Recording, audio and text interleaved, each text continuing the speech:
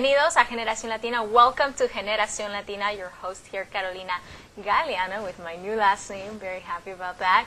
I wanted to welcome a guest today that is going to talk about some of the most important things that I want to bring here to all of us. How to better integrate into the United States as young immigrants. How to overcome challenges. How to access those opportunities that seem so unreachable sometimes for some of us. How to grow as an individual despite all the odds. Tonight, I have the pleasure of introducing you all to Andres, and how do you say your last name? Chong-Qui. Chong-Qui. So you are from Ecuador with Chinese background, which I think is really cool and unique.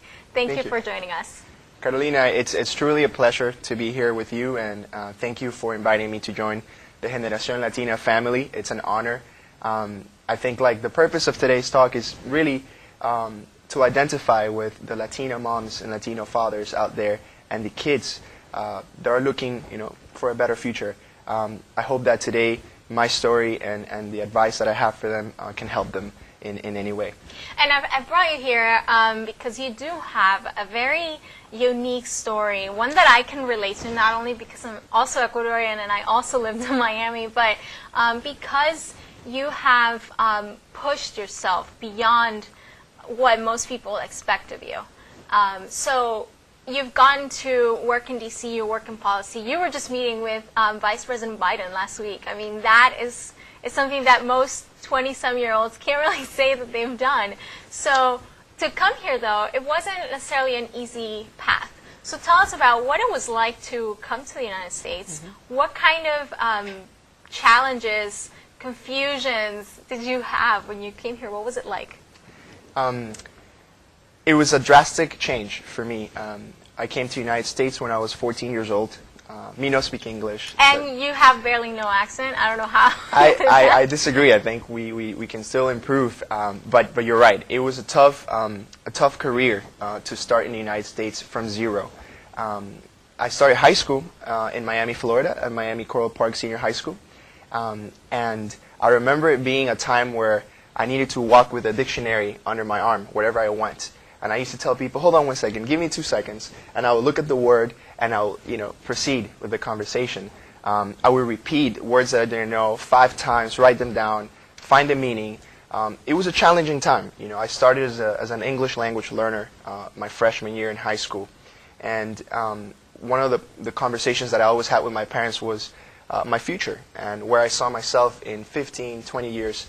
And in order to achieve those goals, I knew that to get to a higher education, I needed to make some sacrifices. And I needed some sort of catching up and a fast track to get to where I needed to be. So I quickly realized that I needed to get out of English as a second language learner program. And the way it happened was very organic, right? Meeting with the right teachers, the right advisors, asking questions about how can I fast track my career given that I just arrived to this country, that I don't speak the language, that I don't know the system, and that was the first the first steps that I took, and those were important. Mm-hmm. You asked questions, and I want to focus on that for a second because it's something that a lot of young Latinos are afraid to do. They think that I'm gonna sound stupid if I say this, if I ask this. Oh my gosh, everybody already knows, but I don't. How to overcome that fear? I mean, what's at stake, essentially? Yeah, that's a great question. And we were talking a little bit about defining moments before we started the interview. And for a child that may not know exactly what their profession is going to be as the world changes and things change, you may not necessarily know what career you're going to go into, but you already start noticing your talents and what things you're good at. So you start finding paths that lead you to those careers that define you as a person, that make you feel happy as a person. And in my high school, the opportunities were endless for AP students, but yet maybe perhaps for the English language learners, not as much. So we needed to make that extra effort to ask. And there were exams that we needed to pass to even graduate, right? Exams that for perhaps a kid who grew up here were completely easy, like, standardized testing. So these were things that were nerve-wracking. You know, I remember sweaty palms, looking at the clock because I couldn't finish a test. Knowing that, you know, your brain works in Spanish or any other language wherever you come from, and you have to answer in English. And you may be really smart in your, you know, native language, but you have to perform at a high level in English. So the first step is to forget about the past and establish a plan for the future. You know that you can't go back. You know that you're here, your family's here to achieve the American dream, and it is important to move forward. And first steps are to devise a plan. In this plan, you start by your goal. You backwards plan your career, your life. This is something you did. Yes. At how old were you? 14 years old, freshman in high school. Yet sometimes you really, I mean, sometimes you have no idea where you want to be in 5, 10 years. How do you sit down and draw a plan for a future that's somewhat unknown? Yeah, very important question. When you're a freshman in high school, counselors meet with you to talk to you about what is a GPA, a grade point average. They explain to you what the necessary score is to graduate, what a competitive score is to go to a college. And for a person who just arrived to the country and does not understand the system, all these things may be completely obtuse. But the trick is to ask questions. So meet with your counselor. Ask her, you know, what are the necessary steps I need to take to improve in the English language, to get out of ESL and take regular courses, so that my curriculum and my resume depicts all the things that I'm learning in high school, instead of just being an English language learner for the rest of my high school career.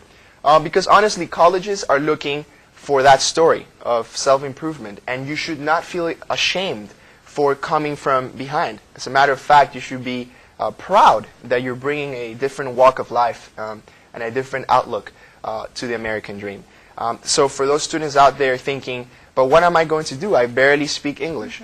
Meet with the ones who speak Spanish. There may be a Hispanic or there may be whoever you can connect with, whoever you can relate to, and can come down to your level and sit down with you. Do it. It's an important step.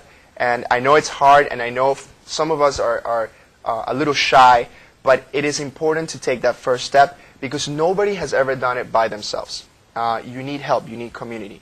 So that's the first advice that I would tell people. Sit down to devise your plan and talk about the issues with a counselor, an older brother, a friend who was already there, a mentor who can give you a hand. And often you don't have to figure out what you're going to be doing when you're 25, when you're 30. Sometimes you just need to know what's next year. What do you want out of next year? You know, do you want to be stuck around some of the same people that are holding you back?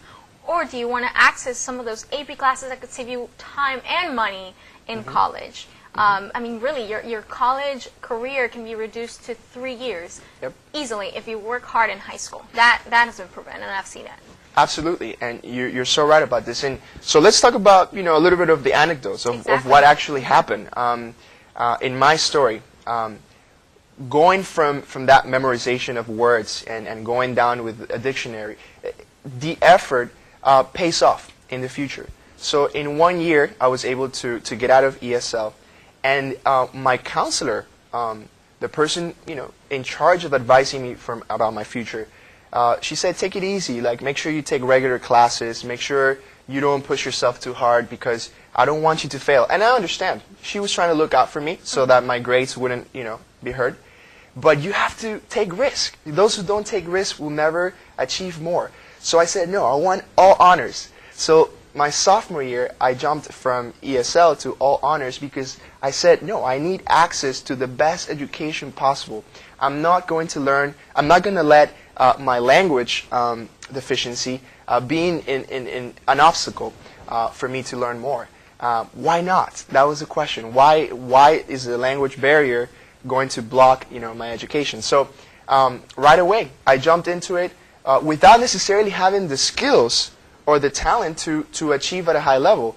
But hard work pays off. Maybe what other kids do in 10 minutes. You know, their homework, 15 minutes, it may take you 2 hours reading 3 or 4 times through the same book or through the same pages. But it pays off. Because when you sit down to that test and you perform at a high level, teachers notice that. And they want to support you and they want you to do well. And that's, you know, it's a story to pay attention to, because I'm assuming it's a story of thousands of Latino brothers and sisters who are watching us today. And they probably feel the same way, you know. They probably feel like they have chances as well, but they have to do it, they have to work twice as hard. And it's okay to work twice as hard. You're not dumb, you're not slow because you have to do it twice as much or read twice as much. In terms of the anecdote that I wanted to give you was, you were talking about whom to talk to. Yeah. So important. I have some people in the streets call it, you are the average of the 5 people you hang out with. Some other people in Spanish say, tell me who you hang out with and I'll tell you who you are. Dime con quién andas y te diré quién eres. Exactly, Yeah. exactly. And I call it just very grassroots, American style. If you can't soar with the eagles, if you're running around with turkeys. And that became a motto for my life. I'm going to soar with the eagles. Wherever I go, I'm going to surround myself with a network of students who want to achieve, who are like-minded, who want to go to college, who want to pursue careers. I'm going to surround myself with mentors older than me, who have been there already, who have done what I want to do. And I'm going to mentor those coming behind me as well. So in your pattern of thought, you have to think of the dynamic of life. You have to, as much as you receive, you have to give back. And that should be a part of your alma mater. You know, the way that you perform in life should always be trying to give back, trying to absorb from those that know and then pass that along. Exactly, Yep. exactly. And I remember hanging out with the AP crowd, and I remember learning so much from amazing, brilliant kids who had been here earlier than me, whose families moved when they were, 2 years old, 3 years old, and they spoke the language very well. And these kids were phenomenal. My best friend, he got into MIT. He gave me so many pointers with so much love, right? The kind of love that a person maybe from outside your circle cannot give you. So look for those friends, build those relationships, and ultimately this friend and his circle, they taught me in a very organic way, without too many books, how to apply, when to apply, whom to talk to, in order to be knowledgeable about the college application process, and even what classes to take. To be honest with you, I didn't even know what an AP class was until my best friends, started taking them. And here's where the funny part comes. This is where the crazy comes. My sophomore year, after taking all honors, I met with my counselor again, and I said, "Ma'am, I want to take all APs." "You're crazy," she said. "That is not possible. You just came out of ESL a year and a half ago. There's no way I'm going to give you all APs because you're going to fail them and your GPA is going to suffer and you're not going to get anywhere." And I said, "Well, that's one side of the story. That's your opinion. I'm going to take my risk. I'm going to take chances because I believe in my calling in my future." And long story short, junior year, senior year, all APs. I said, why, if in a private school there are no differentiations between honors and regular, dumb and smart? No, everybody is there to achieve. Yeah. I'm like, I'm not going to let this again be an obstacle.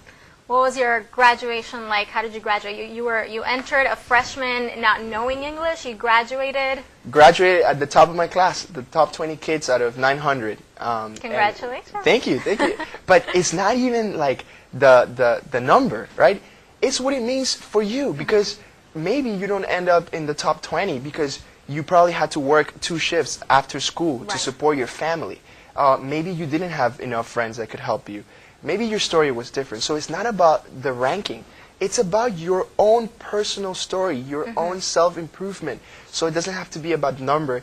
It's about how much effort you put into it and where that takes you. Always take it as far as you can go. Yeah. So if you start in the 500, right, person in your class, and you end up in the top 50, that's admirable, given your story, given where you came from, given how late in the game you started. And what's cool is that teachers will notice that, others will know, they'll recognize you for it, they'll affirm that drive, and whether and you could be taking those AP classes and getting B's. That's much better than taking regular and getting A's. I mean, Exactly. colleges will notice that. Exactly. We're gonna come back to your story because we're just at the high school level right now. So I wanna definitely hear about the next experience that sort of marked your persona.